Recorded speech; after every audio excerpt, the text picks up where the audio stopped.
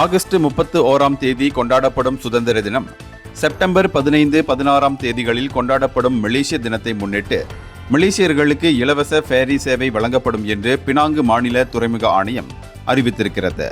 அண்மையில் மக்கள் நலனுக்காக சிறப்பு திட்டங்களை அறிவித்த பிரதமர் டத்தோஸ்ரீ அன்வார் இப்ராஹிமுக்கு ஆதரவாக செயற்படும் வகையில் குறிப்பாக மலேசிய தின கொண்டாட்டத்திற்காக வழங்கப்பட்ட கூடுதல் விடுமுறை தொடர்பில் உறுதுணையாக செயற்படும் பொருட்டும் இந்த சலுகை அறிவிக்கப்படுவதாக SPPP தலைவர் டத்தோ யோ சூன் ஹின் தெரிவித்தார்.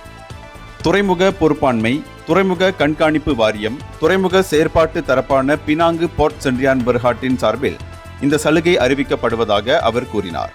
முக்கிய கொண்டாட்டங்களை அனுசரிக்கும் போது மக்கள் பொது போக்குவரத்துகளை பயன்படுத்துவதை ஊக்குவிக்கவும் இது வாய்ப்பாக அமைந்திருப்பதாக அவர் தெரிவித்தார்.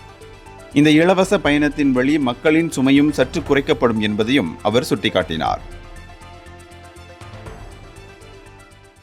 இந்தியர்களின் இதய குரல் மக்களோசை.